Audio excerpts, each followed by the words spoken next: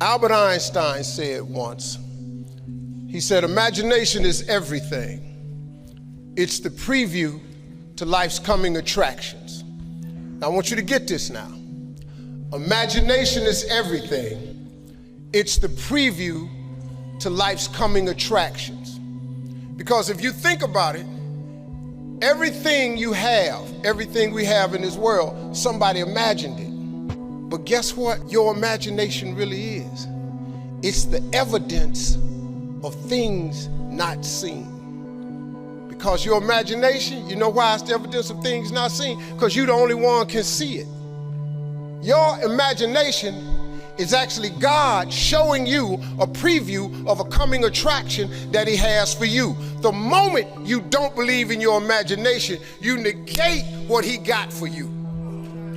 Faith is the substance of things hoped for and the evidence of things not seen. You know, you just kind of hope something happened for you. I was hoping I would get on TV.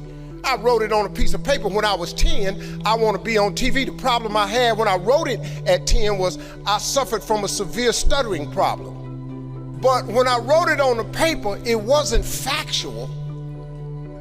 I was just hoping. You just got to start with the hope. Faith is the substance of things that you hope for. You just hope something jump. Your problem is you keep telling your imagination to the wrong people.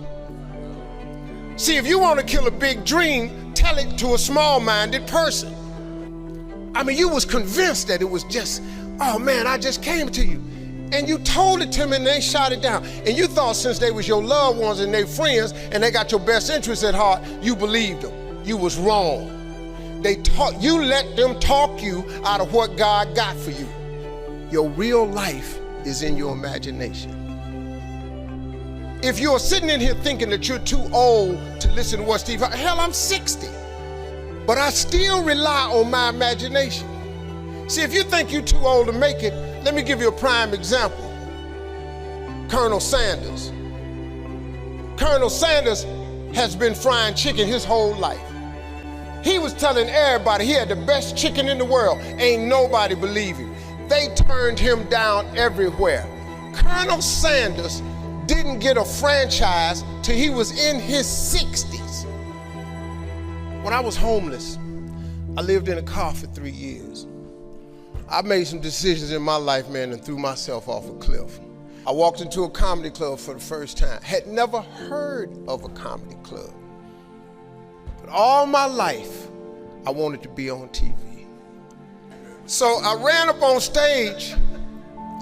I don't even know what to do, but I just started talking about boxing and stuff that happened to me. Audience was hollering, laughing. They brought all 10 of us back up on stage. They had a clap off. I won the clap off. I won $50. I cried from Cuyahoga Falls to Cleveland. The girl kept saying, why you crying? It ain't but $50. I said, no, you don't understand. This way more than 50. This what I do. She said, what you mean this what you do? This just your first time. You don't understand. Something happened to me. I won amateur night. I went to work the next day, October 9th, 1985, and quit my job. You gotta have a tremendous work ethic to be successful in here. In other words, and you can relate to this, you gotta have a lot of dog in you. You really do, man, if you want to be successful, because it's going to be a lot of trying times. So you have to have a tremendous work ethic. But you got to have faith. Faith without works is dead. You hear it all the time. You go to church and you learn all these scriptures, but then you don't apply none of them to your life. The smallest scripture I ever read changed my life. The scripture is real simple. You have not, because you ask not. When the last time you really asked him for something? Or do you keep making requests that's inside the confines of your paycheck? I do not live my life in the confines of what anybody says to me. I let my imagination go, and the imagination is a preview to life's coming attraction. But you sit here and you take what you have, and it could be so much more if you would ask. So I used to fish all the time to eat. And every month I get run off from somebody's land. Hey, get away from here. Hey, move along, that's not yours. One time I had fish on the line. They said, you got fish on that line? I said, yeah, throw them back. I had to throw them back because I used to stop at rest areas with them little cast iron grills. I kept charcoal in my car. I started a fire and I eat fish. There's some days I wouldn't eat. So they thought I was just fishing, but I was eating. So I said one day, I said, man, you know what? One day, man, I'm gonna give myself some land. I'm gonna buy myself a piece of dirt. So I asked God, could I have 6 acres? That's all I wanted. Because you know the one thing I wanted? I just wanted to be a stand somewhere and couldn't nobody run me off. I just wanted.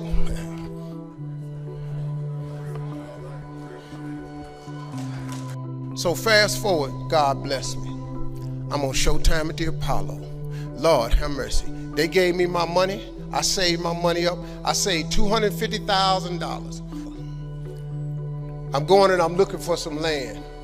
The first day I get there, I see a piece of land in Texas, so beautiful. I couldn't believe it. Had rolling hills, had a pond on it where I could fish. The dude took me over there. I look at the land, and I'm looking out. I said, man, this is great right here.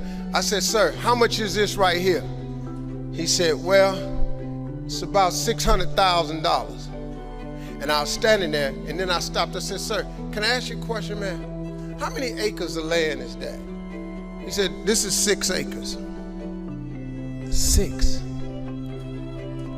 years ago, I just asked God, just give me 6. I said, man, what can we work out? Right before I got ready to say it, the guy that took me over there said, Steve, let me show you something right quick. He took me over to this hillbilly's house. He took me over and showed me this land, and it was massive. It had 3 lakes on it. It had rolling hills, it had trees. It was unbelievable, man. I said, man, this is incredible. I said, man, how much is this? He said, this 16 acres. I said, hey, man, I ain't got that kind of money. Let me go on back over here to this dude where Mike can cut a deal. He said, well, let me ask you something. What was you gonna give that man over there? I said, well, I hadn't worked it out yet because all I got is $250,000.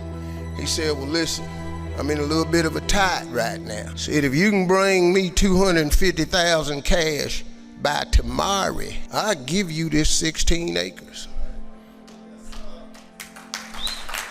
I showed up next day, $250,000, 16 acres. See, that's grace and favor right there. You have not because you ask not. I asked for 6 years ago. He showed me 6, but he gave me 16. So I went to God. I said, God, listen to this. I'm from Cleveland. I got a couple partners that's locked up. They probably won't be using they 6.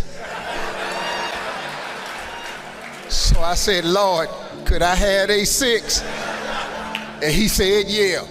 So next thing you know, I had 270 acres of land. You got to give God something to work with. Look, if you start hustling and grinding, he'll fill it up for you. But if you ain't got no hustle and no grind, he can't fill it up. I have asked God for some tremendous stuff. Everything he hasn't given to me is on the way. I have no doubt about it. If I was you, before I leave this world, I go see what God really got for me. Just take a chance. Now here's why you should take the chance. Name me one time God has not pulled you through. If he ain't pulled you through it, he's currently pulling you through it right now. And the reason I know I'm telling the truth is because you're sitting in here. If God was through with you, he wouldn't wake you up no more. When he wakes you up is because he ain't through with you yet. He got something else for you. So why don't you go see what that is? My story is really a story about faith. Really is, man. And education is the key for a lot of people. But when I speak at colleges and stuff, I tell people, number one thing in your world is not your education. It's your dream. So what you dreaming about, y'all?